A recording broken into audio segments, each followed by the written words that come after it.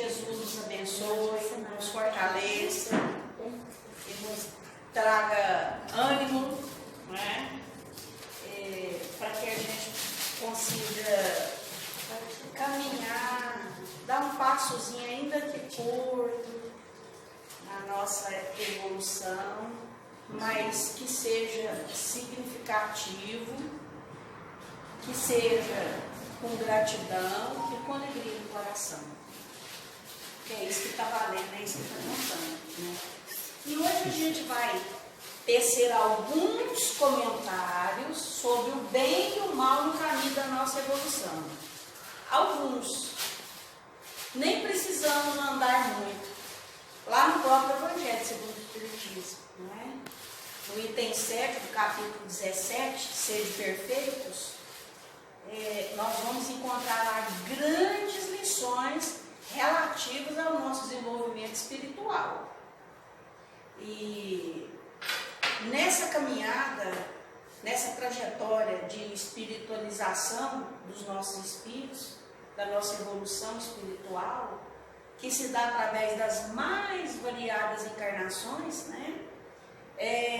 Nós vamos passando por situações, por lições, aprendizados que são necessários para desenvolver em nós determinadas virtudes, para enriquecer nossa mente, para nos colocar à prova alguma coisa, para adquirir maturidade. E a nossa compreensão ainda nesse momento, apesar de tanto livro, apesar da doutrina espírita, a nossa compreensão ainda não está tão dilatada assim. A gente ainda tem dificuldade para compreender coisas mínimas, banais do dia a dia, principalmente quando se toca em relação ao comportamento de outras pessoas e ao nosso próprio comportamento também. Então basta analisar isso, que a gente vai ver que precisa amadurecer mais, não é? Então, o que é o bem e o que é o mal? O que é o mal? O mal é necessário? O mal é pedagógico? O que é o bem? Quem é que faz o bem? A gente tem consciência desse bem para nós e para os outros, e a gente precisa estar atento a esse bem, essa prática desse bem. Estamos no caminho mesmo? Somos bons? Tem tanta perguntinha para a gente poder resolver dentro da gente. Isso aí é só para a gente começar a pensar sobre essa coisa aqui que é o bem e o mal, o caminho, né, da nossa perfeição moral. Então, em que consiste a perfeição moral? É o Evangelho que vai responder isso para nós. É o Evangelho que vai responder isso para nós. Em que consiste a perfeição moral? Como saber que eu moralmente já estou desenvolvido? Não precisa ser nem um estudioso para entender que quando nós estivermos moralmente desenvolvidos, atingirmos a perfeição, não é? O instinto ele vai estar em nós de uma forma que as virtudes eclodirão muito mais em nós, e o instinto de forma alguma vai nos guiar em qualquer situação. O nosso desejo de felicidade, de bem do outro será muito maior que o que a gente tem agora. A gente vai se sentir realmente feliz, de verdade, com o progresso do outro, com as coisas boas que acontecem na vida do outro, materiais ou não, tá?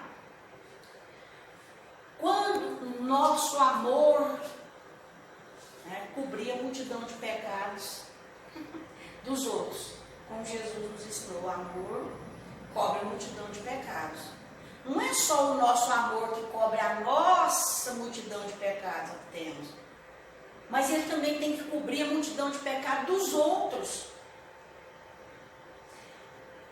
Duas peças chaves nesse progresso moral, nessa perfeição moral, somos nós e o próximo. Se o próximo estiver fora do nosso projeto, precisa muita coisa. Então, o Evangelho é claro quando ele fala que nós precisamos de prestar atenção em alguns itens muito importantes, nem são muitos, mas que a gente precisa, né, de refletir. Olha lá, amar os nossos inimigos e fazer o bem àqueles que nos odeiam. Gente, é menos fácil fazer isso. É menos fácil. Não é impossível. É menos fácil. Tá? Amar alguém que te deseja o mal. Ou alguém que já te fez muito mal. Já foi um entrave no seu caminho. Já foi motivo de sofrimento físico e moral. Como amar essas pessoas? Agora mesmo eu estava vendo um depoimento de uma mulher. Ela não é daqui e por circunstâncias da vida ela dirige uma ONG e ela conta a história de vida dela que é drástica. Ela se casou, o marido dela, com aquela desculpa de dizer que a amava muito, que não ficava sem ela e tudo, ele praticava com ela atos de violências, batia nela constantemente. Corrião foi pouco, ele arrumou foi um chibata logo para poder castigá-la. E fazia ela assinar inúmeros papéis, documentos, afirmando que por mais que ele infligisse sofrimento a ela e a maltratasse, que ela não separaria dele. E ela assinou vários termos. E ela apanhou muito. E ela sofreu muito. E foi tendo filhos, e foi acreditando nele, e acreditando. Aí, algumas pessoas dizem assim: ah, mas isso aí é falta de amor próprio, então é falta de vergonha. É porque gosta de apanhar, por isso que está lá, passando por aquilo. Esse é o julgamento de nós que ainda não atingimos essa perfeição. Não é total, não. Pelo menos um nível maior de compreensão. Porque quando nós tivermos atingido um nível maior de compreensão, a nossa posição diante de um problema desse vai ser totalmente outra. Que a gente não conhece a história, não conhece a vida, e não conhece aqueles dois espíritos no fundo e nem o passado deles. E nem por que eles se encontraram naquela situação. Quando a gente não faz essa análise e começa a olhar vários pontos e só vê um ponto de vista, a gente se enraivece, se emburrece, fica agressivo, fica violento e tem mania de julgar. E quando a gente procede assim, é muito complicado para a gente mesmo. E também para aquelas outras pessoas, né? Então, imagina, essa mulher não tem raiva desse homem de forma alguma. E custou, ele a estava quase matando, sufocado, depois de uma surra enforcada, ela se entregou para a morte. Quando o filhinho chorou, o instinto materno reviveu nela a força, né? Para se desvencilhar dele lá, catar as crianças, pôr num carro e sumir no mundo, sem ter dinheiro, sem ter onde ficar, sem ter nada. E sair daquela situação. É isso que precisa fazer. Quando a gente estiver um pouco melhorado, a gente não vai mais matar o outro, tirar a vida do outro, para poder ter paz e sossego na vida. Porque é só momentaneamente. Se você se livrou da presença física dele, mas espiritualmente não, quando há a morte por qualquer situação, não é? E até mesmo a justiça entenderia se ela o tivesse assassinado diante das torturas que ela passava. E, no entanto, essa pessoa nunca fez mal mal a ele. Conseguiu sair da situação, conseguiu ajudar. Quando depois de um tempo alguém liga para ela pedindo ajuda, que estava passando pela mesma situação, e ela diz: meu Deus, eu esqueci que tem outra lá no meu lugar. A outra esposa que ele arrumou ficou no lugar, estava passando pela mesma coisa. E ela ajudou essa pessoa. Essa pessoa foi para outro país e lá começou a ajudar mulheres nessa situação. Mais de 30 mulheres. E ela foi recebendo na casa dela outras mulheres, né, violentadas, torturadas, pelos tortura de gênero.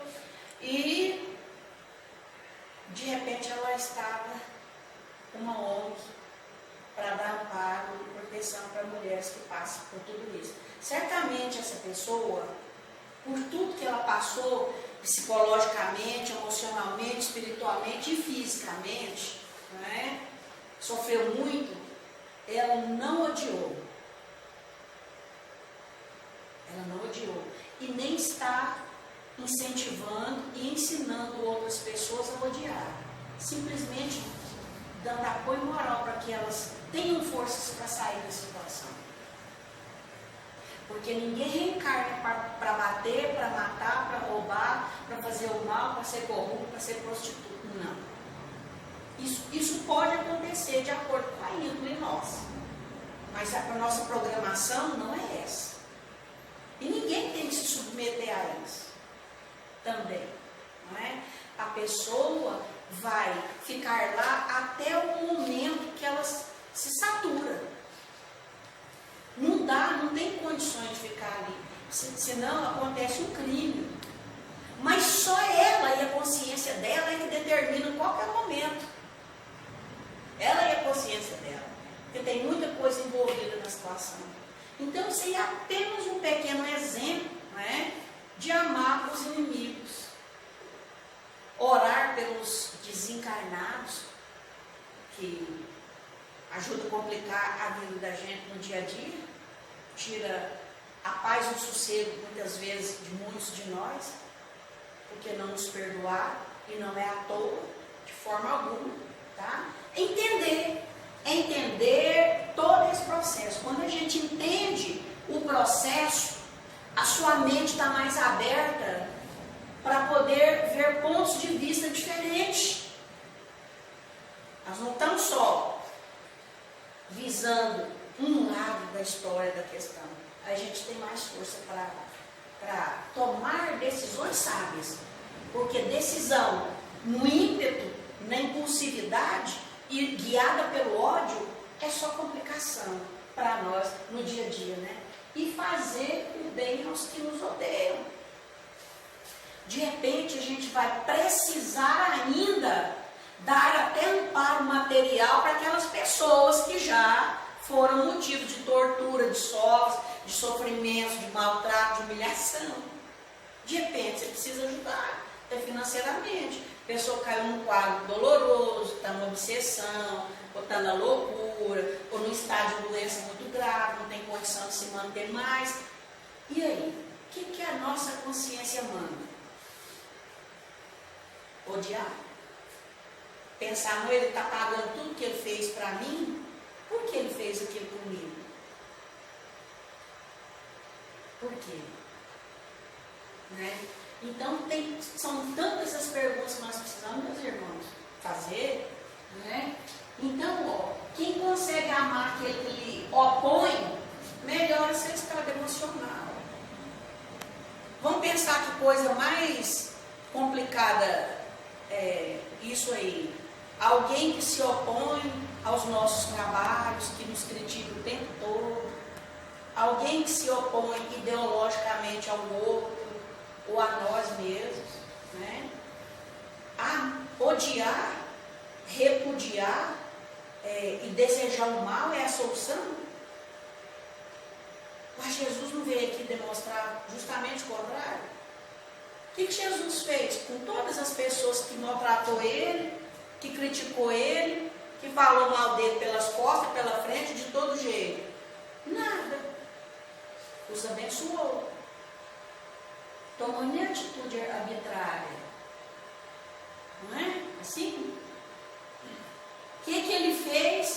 com as pessoas consideradas de má vida, os corruptos, né? As pessoas que realmente estavam fora de tudo aquilo que ele veio ensinar.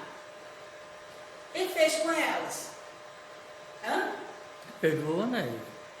Ele não tinha nada de perdoar. Os grandes não precisam de perdoar ninguém, eles nem se sentem ofendidos. E o Evangelho fala que isso é virtude. O virtuoso, não é?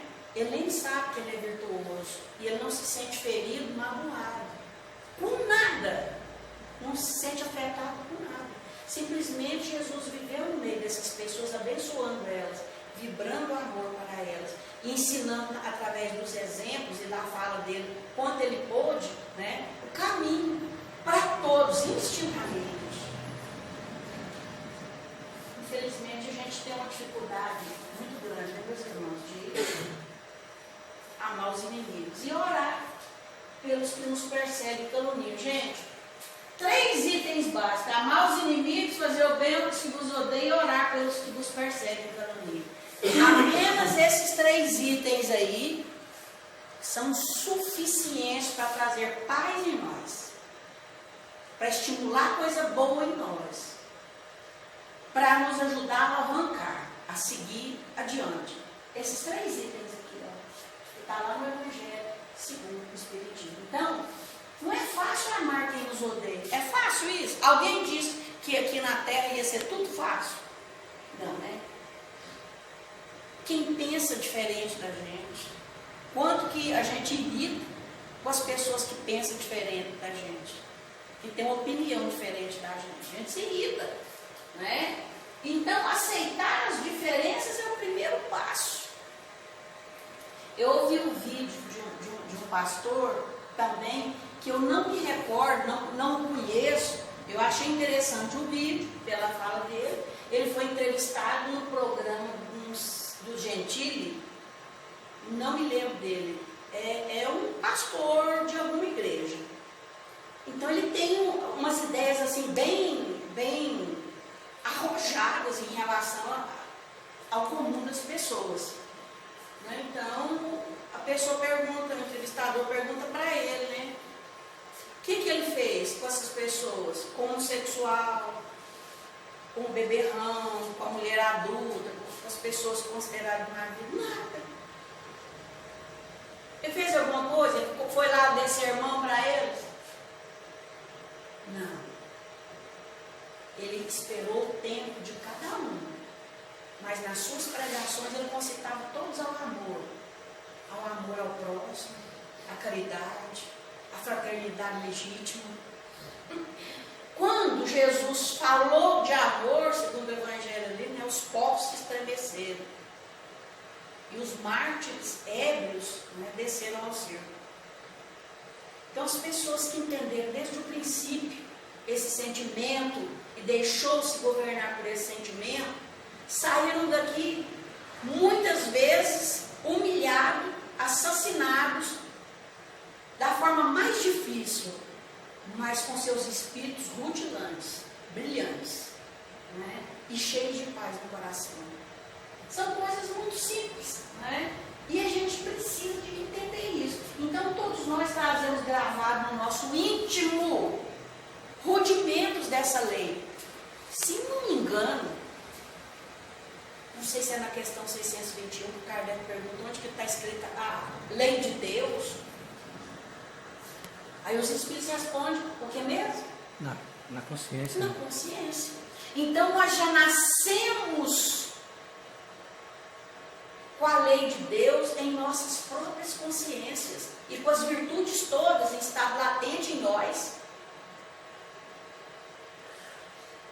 E a providência nunca nos deixou faltar ocasião de ser bom e de ser melhor na pior situação. Até hoje não deixou e nem deixará, não é? Então, nós temos, como diz o tópico 7 do capítulo 17, Ser Perfeitos, um dever, meus irmãos.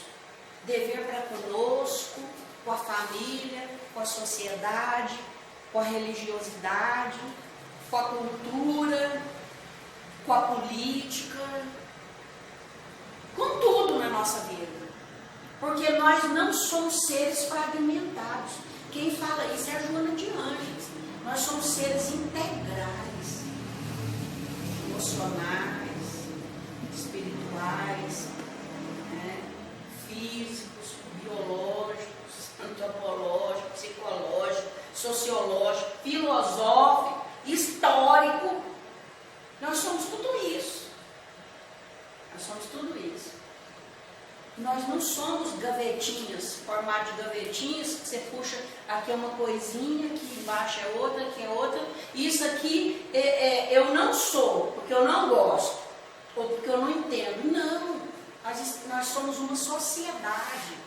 Estamos regidos por uma lei única. E o mínimo que a gente precisa de ter é a obrigação moral uns com os outros, não é? Que é o dever para conosco mesmo e em seguida para os outros. Está bem claro lá no Evangelho. E no Livro dos Espíritos, o Kardec pergunta assim, ó, o dever íntimo do homem, ele fica entregue ao seu livre-arbítrio, né? Ele afirmou. Mas onde que ele começa? E onde que ele termina? Onde que termina o dever? E onde que começa o dever em nós? Isso é o Kardec perguntando para os espíritos. E aí os espíritos dão aquela resposta lá, ó. Começa no ponto onde ameaça a felicidade ou a tranquilidade do próximo. E termina no limite que não deseja que ninguém traspasse com você. Ou seja, o nosso dever é a nossa obrigação moral para conosco e para os outros. E esse dever começa quando, se eu chegar no limiar de ameaçar a paz e tranquilidade do outro, é ali que começa meu dever. Parou, stop. E vai terminar onde? Onde eu não desejo que o meu direito seja ameaçado. Não parece fácil isso? Vai praticar isso na sociedade junto com as pessoas. Até mesmo no núcleo familiar. No núcleo espírita, no movimento espírita. Quando a gente parte para praticar isso, aí entra as dificuldades. Por quê? Porque nós temos aquisições diferentes, estamos em patamares diferentes, embora tenhamos a ideologia espírita comum. Mas cada um ainda está num nível de entendimento que vai entender determinada coisa e o outro não, o outro entendeu outra coisa. Quem está errado? Não está errado. Porque eu não consigo ver o seu ponto de vista, de que ponto você parte o seu olhar, não significa que você está errado. E nem eu É verdade. Não é assim? Na verdade é multifacetária, né? É multifacetário. Então, isso aí começa o senso de justiça. A gente ser justo, né? Então, outra coisa também que nós precisamos de aprender a assumir, gente, é assumir erros, equívocos. Não, eu me equivoquei com você naquele dia, tive aquela determinada fala que não deveria, sei que você não ficou feliz e satisfeito. Eu não deveria ter feito aquilo por isso, foi mal. Me perdoa, me desculpa. O que eu posso fazer para minorar essa situação agora? A gente precisa de assumir os equívocos que faz. Isso aí é senso moral, é desenvolvimento de senso moral, tá? E outra, ficar se culpando e adiando a possibilidade de ser feliz, a gente perde a oportunidade, né, de crescer com os próprios equívocos. Errou, fez esse trabalho de ajuste com o outro, fez. Não foi possível sanar, o outro não perdoou, oremos para ele. Façamos o bem de longe. Mágoa e ressentimento, não. E vamos aprender com esse equívoco, não. Com esse comportamento e essa abordagem, eu não posso mais me relacionar com as pessoas, porque eu vou ferir. Olha só que interessante. Isso é um jogo o tempo todo, né? Desenvolvimento de senso moral. E o segredo, segundo Adenauer Novaes, ele tem um livro que chama Felicidade Sem Culpa. O segredo para a felicidade é a tolerância para com a gente. E a consciência das nossas próprias limitações. Então, ficar se autoflagelando, se castigando, se autopunindo, não resolve nada. A minha espírita não faz isso. Não faz? Faz. Você não pega chibatinha e não fica se batendo, mas você se martiriza mentalmente, se julga o tempo todo mentalmente, se acha incapaz. Né? Abre as portas mentais para aqueles desequilibrados virem e somando-se com os nossos pensamentos vira-se uma tragédia sem precedente. Né? Isso impossibilita a gente de tirar lições e de caminhar e de seguir. Por pior que tenha sido a falha, o erro, o crime, nós precisamos levantar a cabeça, levantar e andar. O Paulo falava isso. Ainda que os seus joelhos estejam desconjuntados, os pés feridos, se você tiver caído, levanta e anda. Mas, gente, quando alguém ou algumas pessoas ou grupos de pessoas fazem isso, a gente ainda critica ainda. Agora é fácil ir lá, ir para a igreja, pedir perdão a Deus, fazer caridade agora, fazer visita, né? Acha que resolveu. Não resolveu todo o problema, mas foi o passo inicial da redenção dele, foi naquele momento.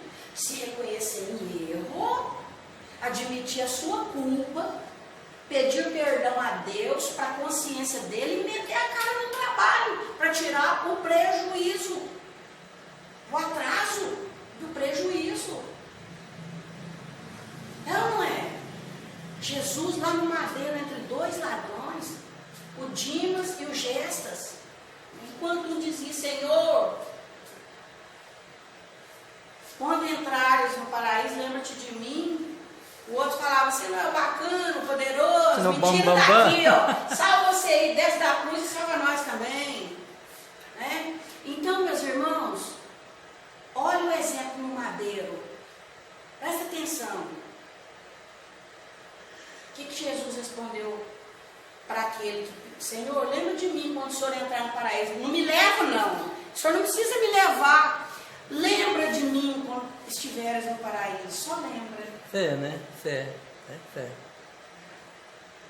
Aí Jesus diz: hoje mesmo entrarás comigo no paraíso. Ele entrou imediatamente. Foi perdoar todas as dívidas dele, todo o mal que ele fez durante a encarnação todinha. Ele não teria que quitar isso de jeito nenhum mais, porque Jesus disse isso? Claro que não. Porque nós estamos submetidos na lei de causa e efeito. Quem deve tem que pagar em algum momento.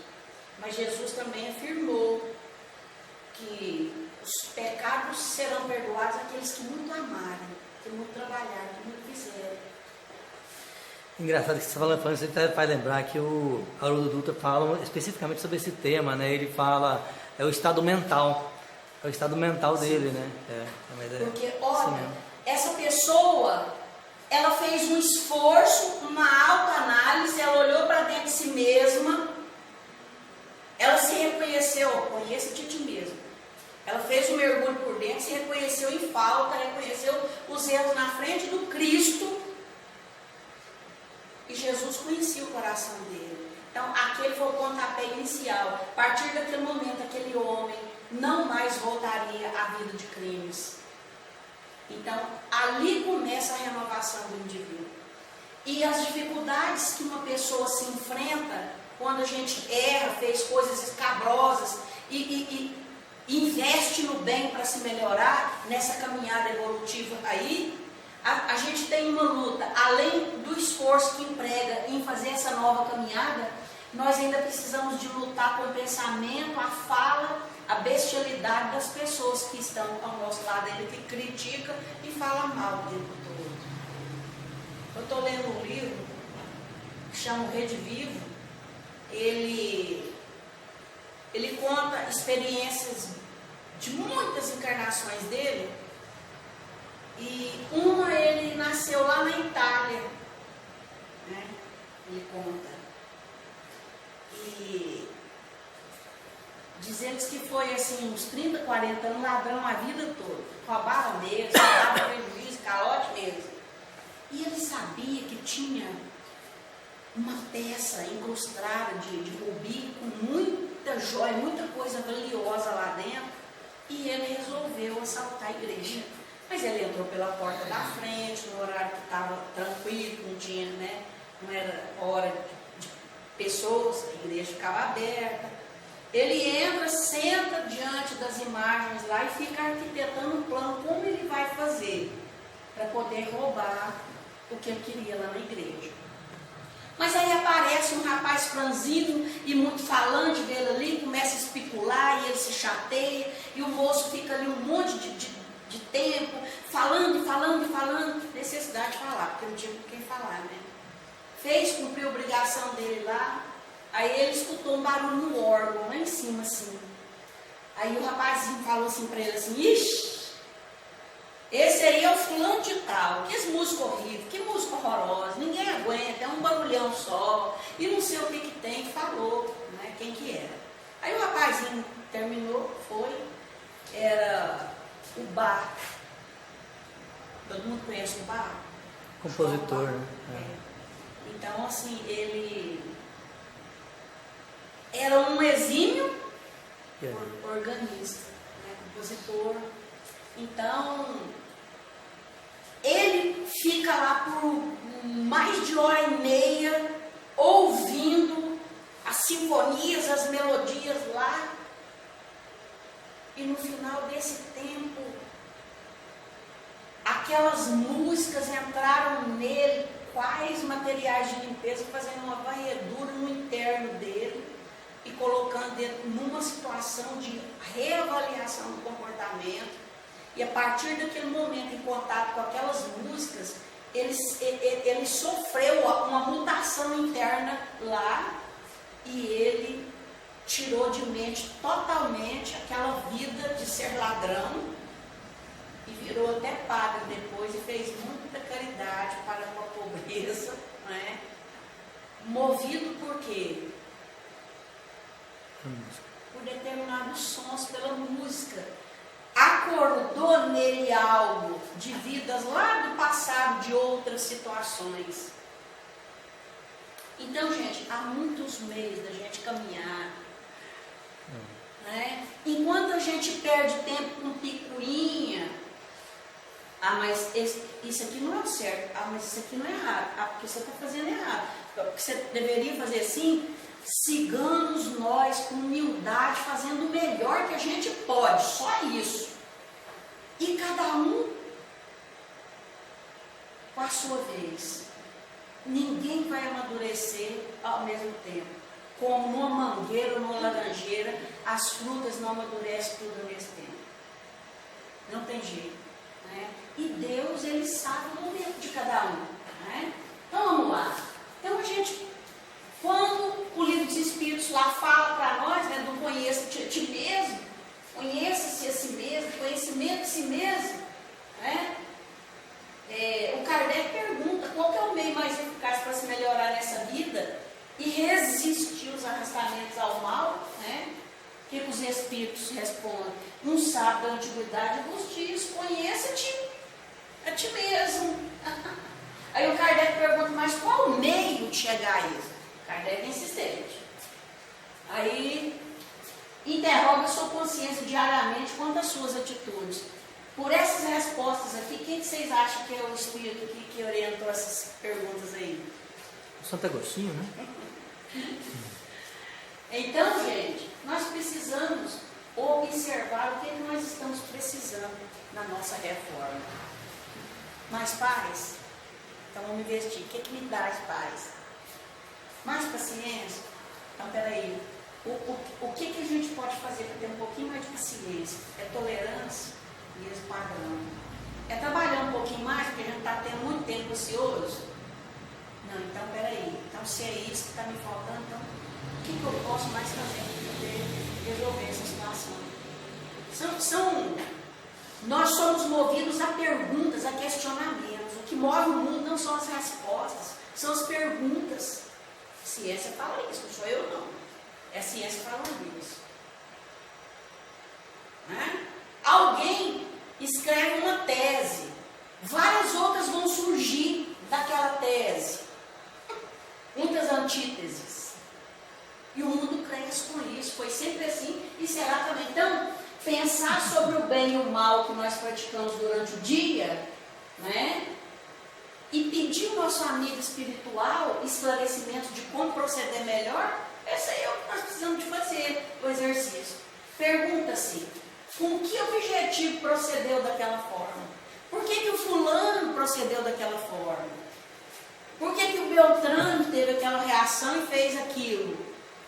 Por que eu estou fazendo isso? Por que eu estou tendo determinados comportamentos, estou reincidindo em determinados comportamentos que eu sei já que não é bom para mim, mas por que eu não consigo ser diferente?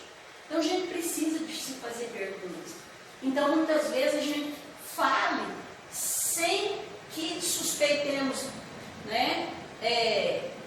O que é que há em nossa consciência? A gente não se consulta. Nós não estamos nos consultando. Nós não estamos buscando a nossa consciência e ela vai falar. Quando a gente faz as perguntinhas, a nossa consciência vai responder. Não é? Então, meus irmãos, a gente precisa de aprender a fazer o balancinho. Né? Essa é uma pergunta que deveria ser feita todo dia de manhã. Se aprovesse a Deus chamar-me neste momento ao entrar no mundo dos espíritos, onde nada é oculto, teria eu de temer o olhar de alguém? Deixar isso no quadro, na parede, em casa, a gente lê isso todo dia em voz alta. Eu acho que a gente vai tomar mais cuidado durante o dia. Né? E o amor próprio, que atenua as nossas faltas. Como lidar com ele? Muitas vezes a gente pode falar assim, mas eu tenho que ter amor próprio, senão eu não vou ter vergonha, eu não vou ter brilho, eu vou perder o moral com as pessoas. Né? Até que ponto que as nossas perguntas também estão escusando, dando uma desculpa para que a gente continue do mesmo jeito? Então a gente precisa, porque nós enganamos até nós mesmos, né? É verdade, fazer esse joguinho aí, né? Por exemplo, olha lá, o avaro se julga somente econômico e previdente. Né? O orgulhoso se considera tão somente cheio de dignidade. Não, eu não vou manchar minha honra, minha dignidade, eu não levo desaforo para casa. Ele acha que ele está certo, mas ele não está certo. Naquele momento ele ainda não compreendeu, não entendeu. Muitas situações vai passar para poder amadurecer e entender. Né? Fazer o balanço da nossa jornada moral. Eu cresci em que até agora? Com a idade que eu estou e com a experiência da vida. O que é que eu me garanti já? E o que é que está faltando vencer? Né? Dedicar-nos alguns minutos à conquista dessa felicidade eterna. Ou seja, às vezes, parar para pensar e refletir e evitar de ter uma fala ou um comportamento, a gente vai evitar aborrecimento, que vai demorar séculos para resolver o problema lá. Né? E aquele que tem a verdadeira vontade de se melhorar, que se explore, que explore a sua consciência. Não é brincadeira não, né? Mas e o primeiro passo para que o espírito alcance o progresso moral? Qual que é? É conhecer-se. E eu afirmo, nós ainda não nos conhecemos totalmente. Você só conhece diante das experiências. Diante das experiências. Teoricamente todo mundo sabe. Mas e quando o problema não dá? Como é que eu resolvo? Vamos passar no teste ou não? Nossas diversas encarnações, então, gente, ela tem por objetivo aumentar o domínio em nós, em relação daquilo que está em excesso dentro de nós ainda, instintivamente. Então, nós precisamos de aprender a dominar, reagir diferentemente diante dessa situação. Né? Há pessoas que não conseguem de jeito nenhum, porque tem algum transtorno, e quando ela se vê criticadas, que alguém faz uma grosseria, ou que ela se sente pressionada em alguma coisa, ela se desequilibra totalmente e age impulsivamente. Por exemplo, quem tem borderline, quem é border, é assim. Mas ele está assim temporariamente, e ele, com as experiências e com ajuda e com tratamentos variados, multidisciplinares, ele vai adquirindo condições de se superar e de se dominar. O psicopata ainda não tem condição também, por isso faz o que faz. Entendeu? Então as pessoas estão no mal temporariamente. Vai chegar um momento que ela não vai dar mais. Até que ele consiga isso, depende das nossas orações, das nossas vibrações, do nosso exemplo, do nosso conselho. É aí que a gente pode ajudar. É aí que a gente pode atacar, né? Então, olha o que o poeta gaúcho Mário Quintana fala. Eu adoro esse poeta. Ele diz o seguinte: há quem aqui possa não concordar, ou quem está me ouvindo também, mas não é comigo não, é com ele. Eu consegui entender o que ele quis dizer. Ele diz o seguinte: no fundo, não há bons nem maus. Certo? Não há bons e nem maus. Nós somos criados simples e ignorantes. Nem bom e nem mal. E vamos passar pelas experiências da vida para desenvolver virtudes, para ser bom. Essa é a nossa meta. Esse é o objetivo que Deus nos criou, né? Ele diz que há apenas os que sentem prazer de fazer o bem e os que sentem prazer de fazer o mal. Então não tem mal e nem bem. Há os que sentem prazer em um e os que sentem prazer em outro. Quem sente prazer em fazer o mal ainda não está desperto, não saturou dessa situação, ainda ignora as leis de Deus, de amor, de justiça, de caridade. Ele não amadureceu. Ele está ainda nas trilhas do mal. Aquele que já sente o prazer de fazer o bem, né? Ele já tem um pouco mais de lucidez, ele já vai avançar mais rapidamente, né? Tudo é volúpia. O que é volúpia? Grande prazer dos sentidos e das sensações. É aquilo que está lá no espírito, aquilo que o espírito é, aquilo que ele anseia, aquilo que satisfaz ele, ou mal ou bem, né? Então é só para trazer uma reflexão a mais para a gente aí. Então o Platão identificou o mal como face escura do ser, é a nossa face escura, né? O Ian, o psicanalista, ele diz o seguinte, que é uma sombra, ou seja, tudo aquilo que nos afasta da luz. Não é a luz exterior, é aquilo que brilha em nós, a luz espiritual. E a Joana de Anjos, olha que elegância que Joana de Anjos fala o que é, né? Aí permanecem os impulsos da violência e da agressividade, as paixões escravizadoras, os instintos indomáveis, que respondem pelo retardamento da autoiluminação. Isso aqui é o mal. Tudo que te impede, te retarda da iluminação, te escraviza, te torna violento, agressivo, impulsivo, é mal, é sombra. Viu a elegância da menina? Né? E o de bem? Qual é o conceito do bem? O bem é o proceder de acordo com as leis de Deus. Tudo que você faz, se estiver de acordo com a lei de Deus, que é de justiça, de amor e de caridade, é bem. Tudo aquilo que não traz prejuízo a outro e a nós é bem. E o mal é a ausência do conhecimento das leis de Deus. Gente, quem hoje mata, rouba, estupra, pratica corrupção, faz todo tipo de coisas ruins, e as pequenininhas que a gente faz também, que os outros não vê, mas a gente pensa, ou a gente faz escondido, tudo isso ainda faz parte da nossa evolução, do patamar espiritual que nós estamos, não é? Então, quanto mais estudamos e ganhamos esclarecimento, compreensão, entendimento, mais facilidade para lidar com essa situação em nós teremos, e aceitar a situação e a condição das outras pessoas. Vocês entendem assim também? né? E olha lá, né? Olha só, o bem e a via do mal. Todo mundo que entrar pela via do mal vai em algum momento, é duas vias, ela volta.